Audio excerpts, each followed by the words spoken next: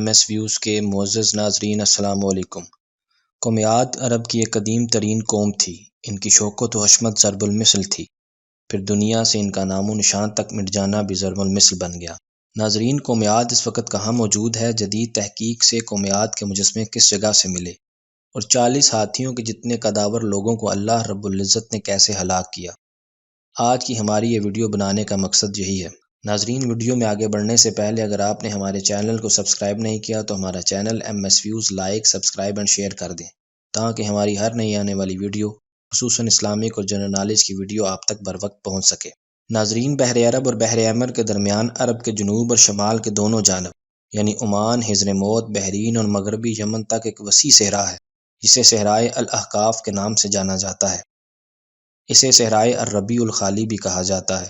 الاحقاف حقف کی جمع ہے جس کے معنی ریت کے بلند اور وسیع و عریض ٹیلے ہیں۔ اس صحرا میں سفر کرنا تو دور کی بات، اس صحرا میں قدم رکھنے کا تصور بھی نہیں کیا جا سکتا۔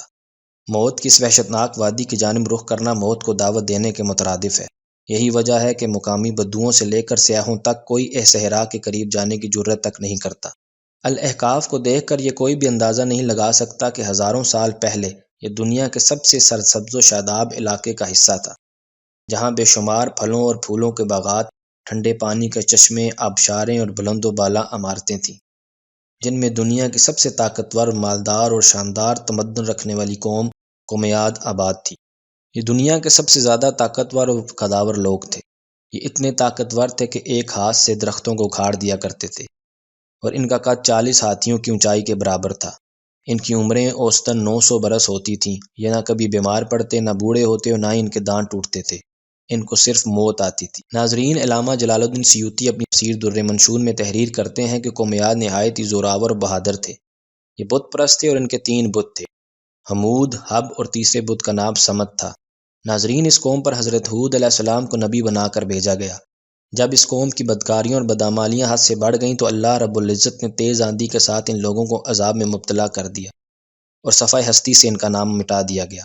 ناظرین، ابھی تک قوم عاد کو کہانی سمجھا جاتا تھا، لیکن حال ہی میں 2004 کے شروع میں ایک دیو ہیکل انسان کا ڈھانچہ صحرائے عرب کے جنوب مشرقی حصے میں گیس کی تلاش کے دوران ملا۔ صحرائے عرب کے اس علاقے کو خالی یا عربی میں رب الخالی کہا جاتا ہے۔ سعودی عرب کے علماء کا ماننا ہے کہ یہ قوم عاد کے ایک فرد کا ڈھانچہ ہے۔ ناظرین، جب قوم عاد نے حضرت ہود علیہ السلام کو جھٹلا دیا اور اپنے کفر پر اڑے رہے تو حضرت ہود علیہ السلام بار بار ان سرکشوں کو عذاب الہی سے ڈراتے، مگر اس شریر قوم نے نہایت ہی بے باکی اور گستاخی کے ساتھ اپنے نبی سے یہ کہہ دیا، کیا تم ہمارے پاس اس لیے آئے ہو کہ ہم ایک اللہ کی عبادت کریں اور جو ہمارے باپ دادا پوچھتے تھے انہیں چھوڑ دیں؟ تو تم لاؤ جس کا ہمیں وعدہ دے رہے ہو اگر تم سچے ہو۔ آخر کار اللہ رب العزت کے عذاب کی جھلکیاں شروع ہو گئیں۔ پہلے 3 سال تک بارش نہیں ہوئی، دریاؤں اور چشموں کا پانی خشک ہو گیا، فصلیں تباہ و برباد ہو گئیں، ہر طرف خشک سالی اور قحط سالی کا دور شروع ہو گیا، یہاں تک کہ لوگ دانے دانے کو ترسنے لگے۔ ناظرین، اس زمانے کا دستور تھا کہ جب بھی مصیبت یا پریشانی آتی تھی تو لوگ مکہ معظمہ جا کر خانہ کعبہ میں دعائیں مانگتے تھے۔ آخر کار قحط سالی سے پریشان ہو کر ایک قافلہ قوم عاد سے مکہ مکرمہ کی طرف روانہ ہوا۔ اس جماعت میں مرثد بن سعد نامی ایک شخص تھا جو کہ حضرت ہود علیہ السلام پر ایمان لا چکا تھا، لیکن اس نے اپنا ایمان مخفی رکھا ہوا تھا۔ جب لوگوں نے دعا مانگی تو مرثد بن سعد کا ایمانی جذبہ بیدار ہو گیا۔ اس نے تڑپ کر کہا، اے میری قوم، جب تک حضرت ہود علیہ السلام پر ایمان نہیں لاؤ گے تب تک تم پر سے عذاب الہی نہیں ہٹے گا۔ قوم عاد کو اس بات پر غصہ آ گیا تو انہوں نے مرثد بن سعد کو مار پیٹ کر الگ کر دیا۔ اسی وقت اللہ تعالیٰ نے آسمان پر 3 بدلیاں بھیجیں، سفید، سرخ اور سیاہ، اور آسمان سے ایک آواز آئی کہ اے قوم عاد، تم ان بدلیوں میں سے ایک بدلی پسند کر لو۔ تو ان لوگوں نے کالی بدلی کو پسند کر لیا۔ باقی دونوں بدلیاں آسمان پر غائب ہو گئیں، جبکہ کالی بدلی آسمان پر چھا گئی اور قوم عاد کی بستی کی طرف چل پڑی۔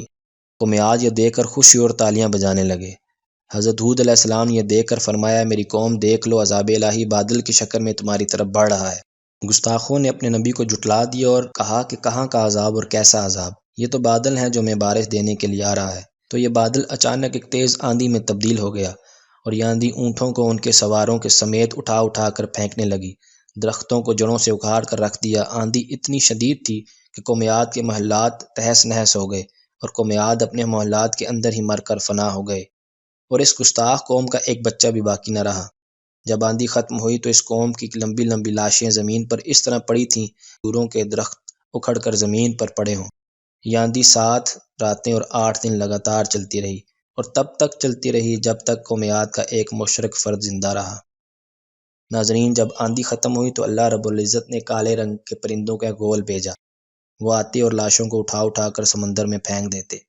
حضرت ہود علیہ السلام اور ان کے ماننے والے مکہ مکرمہ کی طرف ہجرت کر گئے اور باقی زندگی کا ایام بیت اللہ شریف میں عبادت کرتے رہے۔ ناظرین، اللہ تعالیٰ نے قوم عاد کو اپنے عذاب میں مبتلا کر کے رہتی دنیا تک عبرت کا نشان بنا دیا۔ ناظرین، ہماری یہ ویڈیو اگر آپ کو پسند آئی ہو تو لائک، سبسکرائب اور شیئر کر دیں۔ اللہ تعالیٰ سے دعا ہے کہ اللہ تعالیٰ ہمیں اپنے حفظ و امان میں رکھے۔